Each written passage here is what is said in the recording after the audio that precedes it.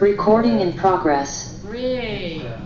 Hello everyone, I'm Reverend Kim Haley, and I'm welcoming everyone here today.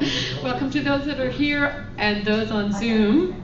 I got to see some of the people on Zoom. Angie's there. Yes. Hello Angie. And I think I remember everybody else that's there too, I'm not sure. But it's nice to see you all. And you get to see more of me now. So, this year, 2025, is the year of remembering. I could just remember that. I'm remembering it. And the topic for June is the Divine Masculine. And we're honoring the Divine Masculine this month. So I can hardly wait to hear what everybody's going to say. I got to talk next week, but I can pick up some cues this week. We'll see what happens. Anyway, and our musician today is John LaLonde, which I'm really happy to say, and we're going to have him come up and open with a song, and then we're going to move into our meditation. When John stops playing, we'll just go silent for a while, have a silent meditation, and then I'll wake you back up, get you back here. Good morning, everyone. Good morning, John.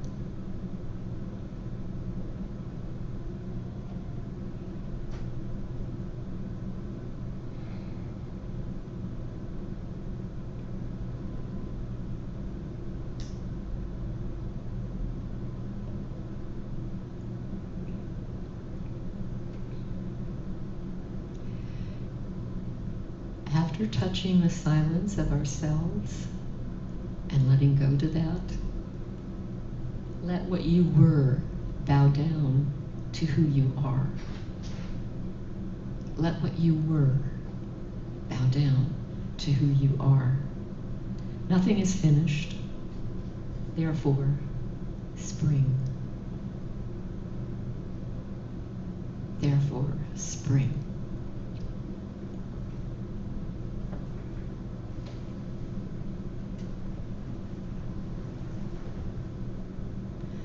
All right. Take a nice deep breath and let it go. And we're back. If you don't want to be back, it's okay too.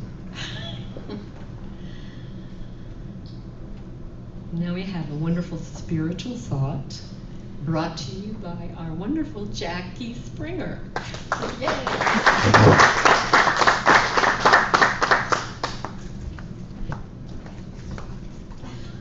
It's Stringer, not Springer. Not related to Jerry. Good morning, everybody.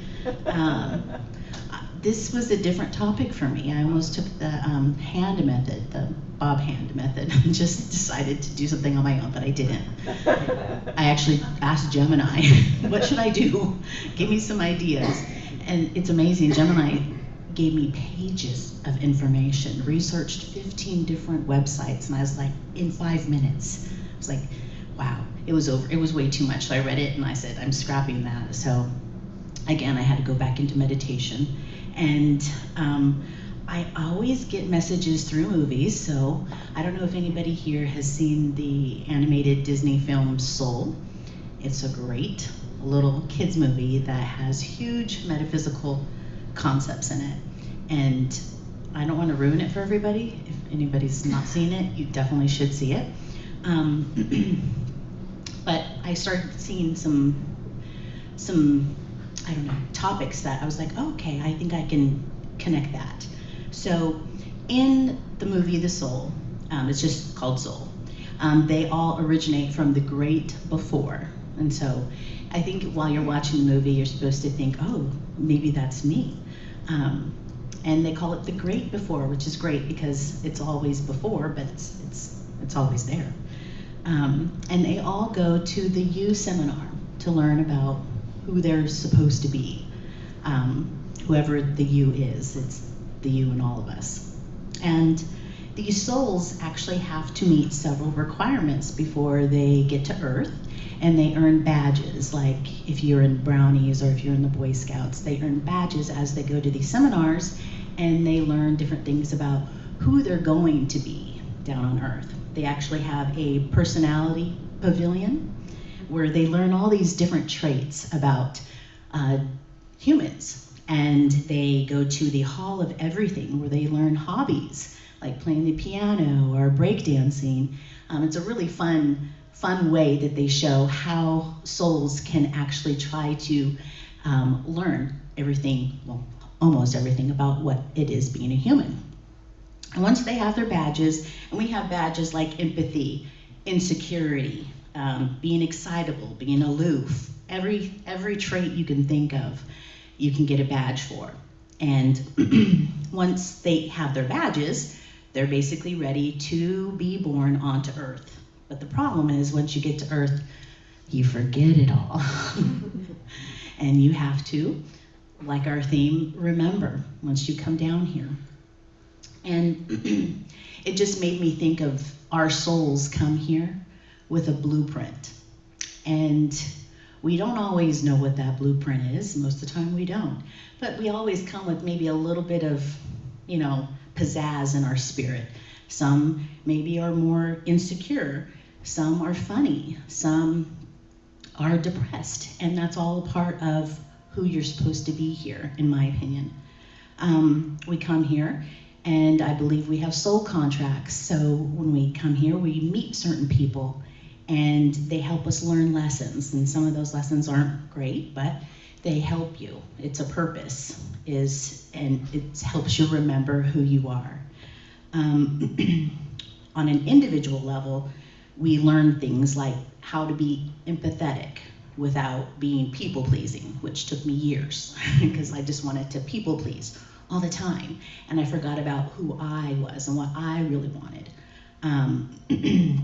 We also have larger collective soul contracts where groups of us come to learn certain characteristics, and I believe that's what the divine masculine is. It's a collective contract that we all came here to embody.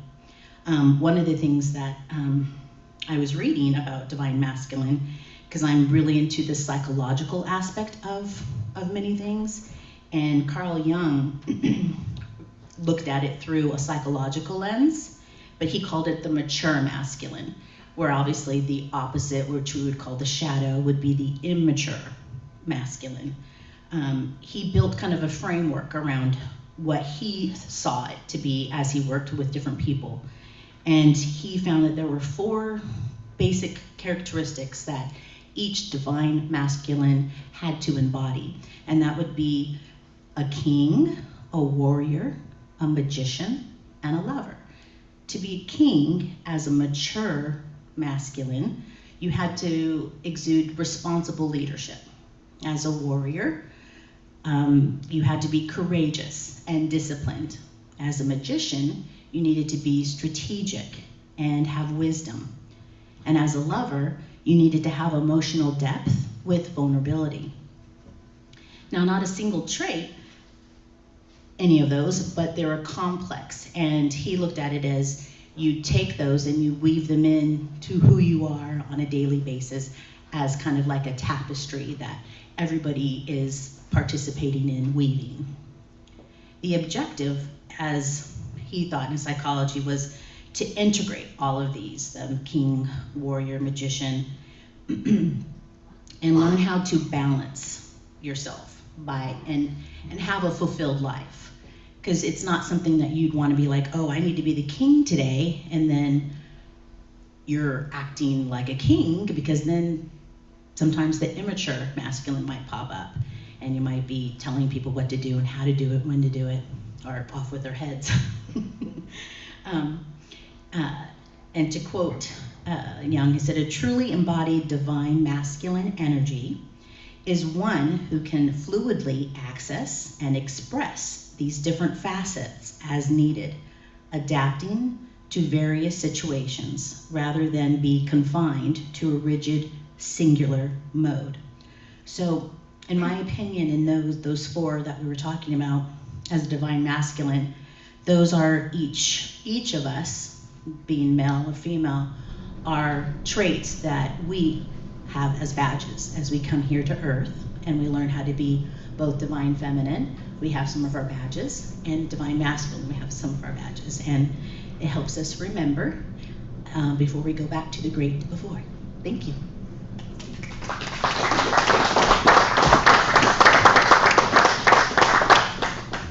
I like that badge thing. It also reminds me of being in a Girl Scouts. Yes. You get badges for doing different things. That's wonderful.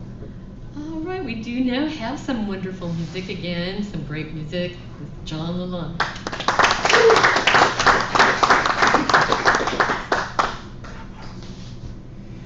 Well, as you know, one of my favorite players is Mary Youngblood, and this is loosely based on the Beneath the Raven song that she's done. It was a great Grammy-winning song. I like it. I don't do it more than one time a year here, just in case you recognize it.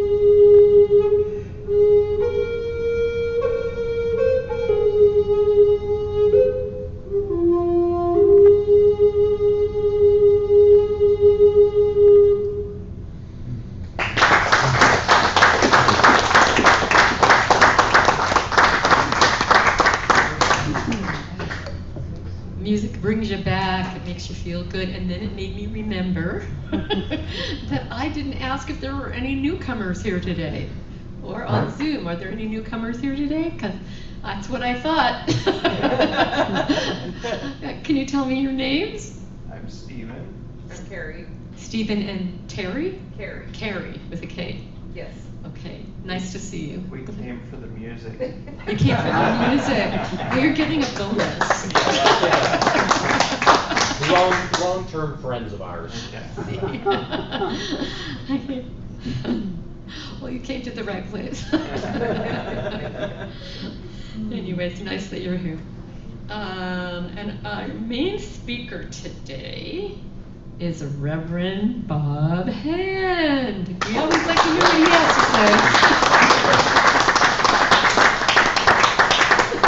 say. Stop and say hi to Angie if he's on there. Right. Thank you, Jim. You're welcome. He just waved. Angie rightfully can take credit for all of the brilliant things I say, and he generously allows me to take credit for those things that aren't quite so good. But divine masculine. Divine masculine, I mean, the first thing that came in mind, maybe for all of you as well, is that it's a tautology. And for those of you who don't know, divine masculine, a tautology is a phrase where both words mean the same thing. I'm not going to go any further with that, though. I'm going to talk about vision. Not great spiritual vision, just our eyesight. As many of you know, I've had numerous surgeries on my eyes. I just finished with one for 3 months. I had oil in one of my eyes. It's just recently been removed so I can see much better. And so any of you who fall asleep during this talk, I will see you now. But eyesight, I know that some of you are cursed with perfect 20/20 vision. And I say cursed because that means you haven't had the great spiritual activity of being fitted for lenses for glasses. When that happens, most of you know, but for those of you who don't, the optometrist puts you in front of this big machine where you're looking through it, each eye, one eye at a time, and you're looking at some object, like we'll say the letter E. And as you look, somehow, magically inside this machine, they have all of these lenses, and they'll put one up and then say, which is better, this, or they'll flip it and another lens come in, this or this. They're seeing which one gives you the best view of the letter E. This or this or that. I don't know if you've had those fanatical optometrists. It's like this or this or this. And you're going, whoa, whoa, whoa. You can't see this. But what happens as you're viewing the letter E and they're changing these lenses? In one lens, it's going to be really big, and another really tiny. In one lens, it's going to stretch. One of them, it'll be warped. The lens goes through all kinds of different. One of them, the E, you may see 2 E's instead of 1. But we all know this. What we know is that the E doesn't change. It's always the same. It's only our view of it that changes based on the lens we're using. And I believe that's what happens to our spiritual vision. When we are babies, we see reality. We see the oneness. To a little baby, it's all just light coming in. If their arm goes up, they're not seeing their arm. They're just seeing light and shades. But as we grow, different spiritual optometrists put lenses in front of our eyes. We get nipped on the leg by a dog, and all of a sudden we're looking through the lens that says, dogs are dangerous, dogs are mean. At night, this lightning flashes in front, and we're scared, and all of a sudden we're looking through the lens that bright lights are something that are scary that suddenly happen. Friends tell us, oh, don't hang on with other people, they're no good. And we're looking through that lens. Our parents tell us, oh, you've got to be careful of strangers that look like that. And we're looking through that lens of prejudice. We're told God loves us, or we're told, oh, you've got to be really careful or God's going to punish you. And we're looking through a new lens of religion. As we grow, all of these lenses are going in front of our eyes that determine how we see reality. Now, for me, it's important to try to figure out what reality is, because I figure my spiritual belief system has to coordinate, has to harmonize with true reality if it's going to be viable, if it's going to be something that's useful. If it's totally out of whack with reality, what good does it do me? And so for a long time, I thought reality was tiered, was stacked. I thought, here's the oneness, and then there's a level of binary level, the yin and the yang, the light and the dark, the good and the bad. And below that is the level of all diversity. But I couldn't ever quite figure out how that fit. Where's this level? Where's the other level? Until I had this epiphany lately. And LJ, I'm kind of moving back to topic, just so you'll know that. I'm not stressing. We're good. So I had this epiphany that wasn't real. There are no tiers in reality. There is only one reality, always. Only the Tao, only the oneness. It's eternal and unchanging. The rest of it isn't reality. There is no actual yin and yang. There's no actual good and evil, dark and light. those are the lenses that we use to make sense out of the reality around us, such as divine masculine and divine feminine. I mean, we know on the physical level, in humans and many creatures, even in some plants, there's masculine and feminine. But in the divine, I mean, do any of us think that divine spirit is actually male or female or goes back and forth? There is no divine energy, there's no divine entity. That's the lens that we use to make sense of the nature of divine spirit that we experience, the receptionist, the receptive nature or the assertive nature. It's like a coin, you know, and you flip a coin, we say, oh, that coin is heads. That's what that coin is. Or you flip it and we say, oh, that coin is tails. But of course, I mean, we all know this. If you put that coin on edge, it's one coin. It isn't a coin of heads and a coin of tails. It's one coin, and depending on how you look at it, how each of us look at it, it's heads or tails. And that's how reality is. Divine masculine isn't the ultimate reality. Divine masculine is us. It's how we are viewing reality at that point. It reflects our consciousness and the lens we're using to see that. So does our view of reality change reality?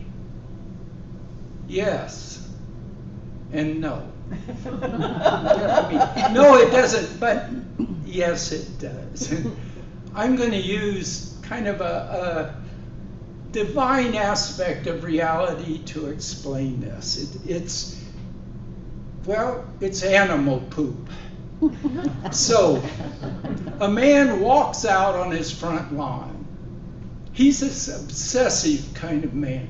His lawn is perfectly manicured. I mean, beautiful. It's trimmed. The hedges are all nicely trimmed. It makes him happy. He looks out there, great green carpet.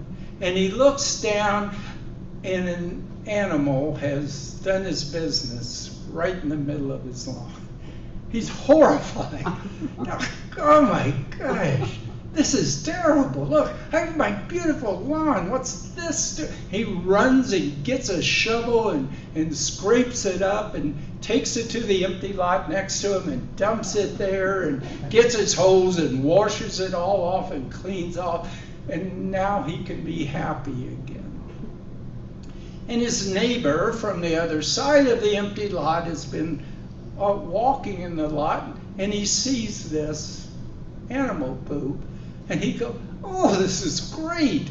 And he runs back and gets a shovel and takes it over to his compost pile and says, you know, now I've got more fertilizer for my plants. Wow, this was my lucky day.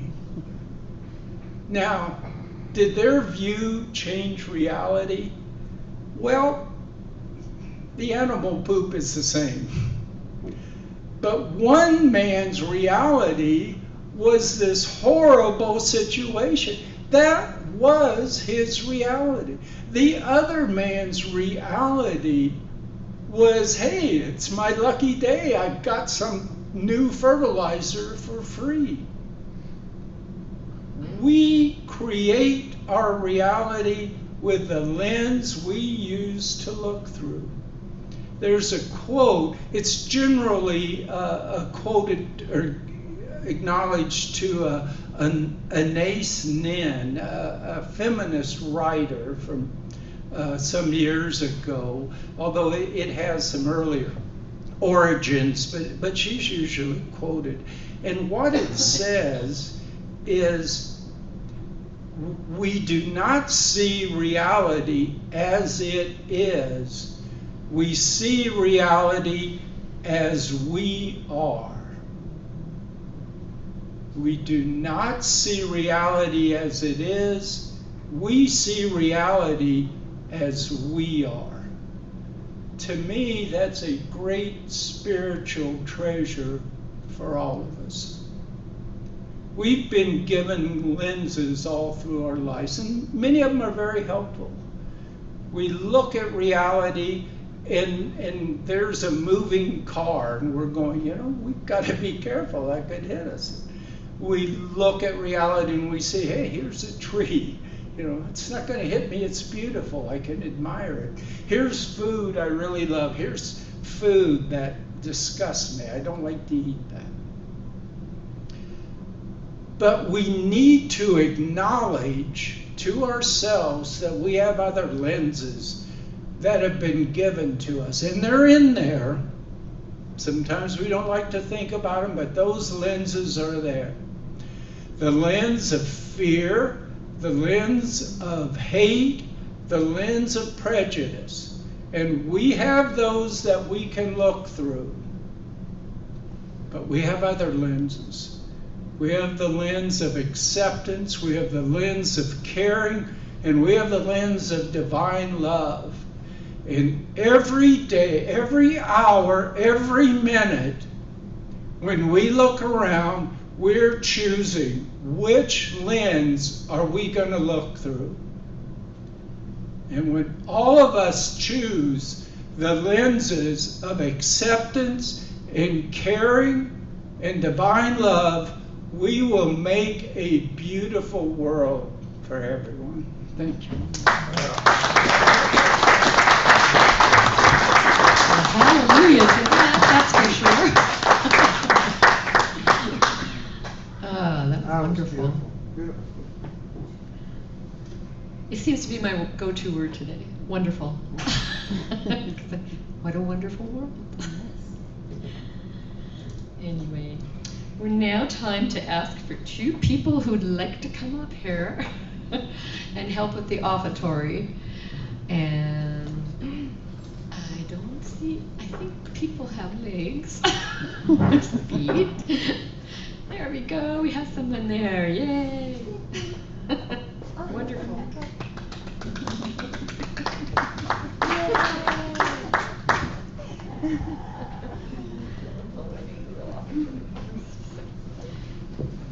Okay. Divine love flowing through me blesses and increases all that I give and all that I receive. I have a pin on. I meant to show LJ this morning if I made it to chanting. I've had this pin for years and years and years. And it says, I'm chanting as we speak. And it came from something when I was in England, so it's old. It's been here with me for a long time. And I went, hey, I can wear that. It's about chanting. Which we'll be talking about quite soon after the offertory. Actually, and I'm going to remind people about the frog box. If you have a prayer request and you would like to put it in the frog box at the back of the church there, back in the sanctuary. Thank you. You can put it in there, and we take that, and usually it's Reverend Joe, that puts it in the email that we circulate. What is it called again? The iFocus. Goes to the prayer tree. Or the prayer. I call it the prayer tree, but whatever you want to call it, we call it the prayer. And all of us get a chance to pray for you and send some good vibes your way. If not, we also have, are you going to be our prayer partner this week, Jackie? So Jackie's here also if you want an in-person session with her. She'll be in the back in the meditation room, and it's always worth it to do that. It feels so good. Anyway, that's Jackie. So again, I get to make some announcements. We get to make some announcements. Yes, Judy. I may not have to do what you asked me, John. Good morning. Good morning. The second Saturday of every month, we have a flute circle at 1:30 for beginners, and that goes till 3:30, and everyone is invited. You don't have to have a flute. You can just come and listen and see if that's something that you're interested in. John LaLonde teaches Native American type flute music. It's pretty awesome. And then at 4 o'clock, I have a drum circle here with a big mother drum. You don't have to have drums or rattles, we have some here. And we are, through the flute and through the drumming, connecting to that resonance and that harmonic of a deeper awareness of our relationship to the universe. You're welcome.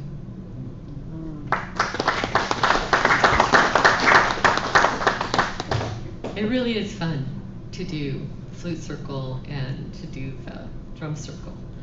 And lots of people come and they feel better after, just like when they come here. So now let's see. Oh, I get to announce somebody that I know quite intimately is going to do the talk next week, which is me. I think I get to announce myself every time. So Reverend Kim Haley will be here next week being the speaker. So hope to see you. And now we can do a prayer of protection. The light of God surrounds me. The love of God enfolds me. The power of God protects me. The presence of God watches over me. The energy of God is me. Wherever I am, God is, and all is well. And I think we're going to have some more music, I think, John. I guess it's supposed to be our closing song, but you know, you could do an encore. We wouldn't mind.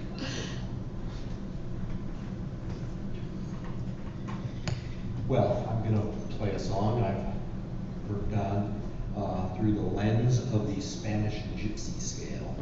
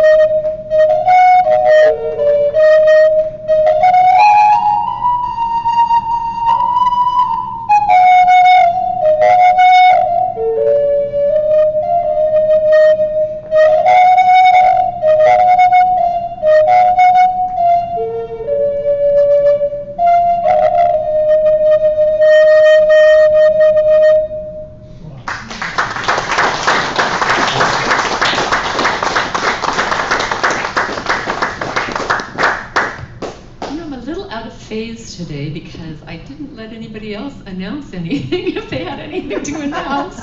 And I went, ooh, that's right, I didn't let anybody else get up there. Do you have anything, LJ? Okay. I did. Oh, Jackie. Yeah. Okay, good.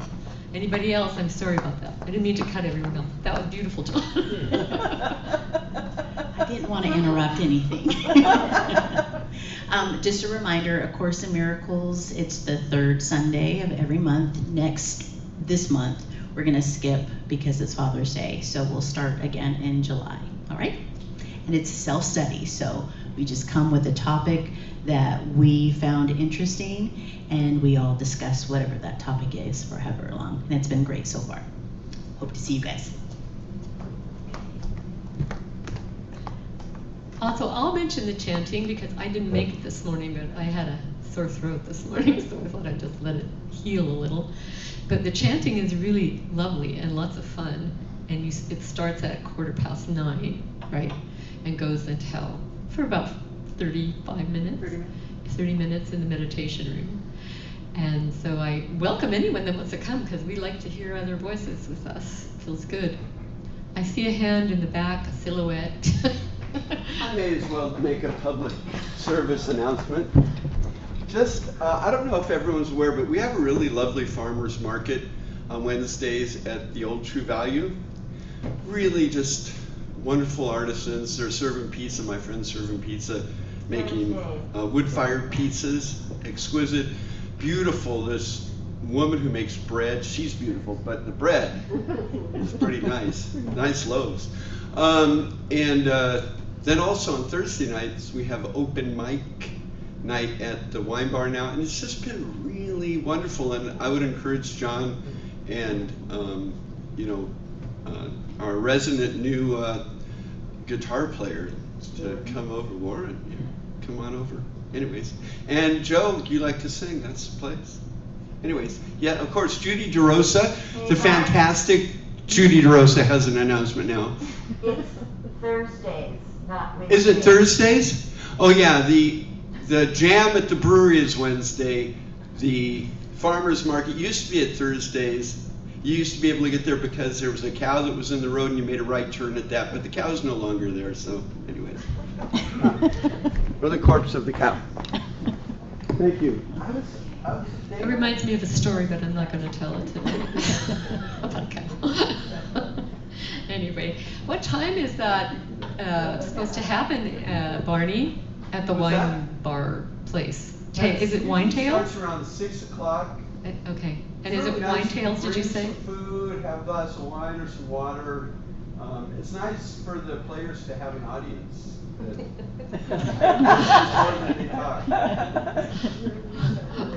Okay, so anyone else have an announcement? I thought you were getting up to make an announcement, Bob, but all right then. Would Joe like to come up and do the closing prayer? Sure. Okay.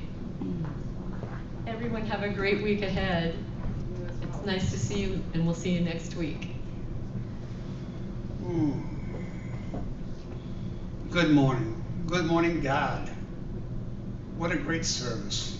What a wonderful talk. And special thought. By everyone involved today. The music's been divine. I appreciate everyone who comes here each and every Sunday. We become a community. And we're so grateful to have this time together each and every Sunday. And I say thank you, God, for this and so much more. And so it is.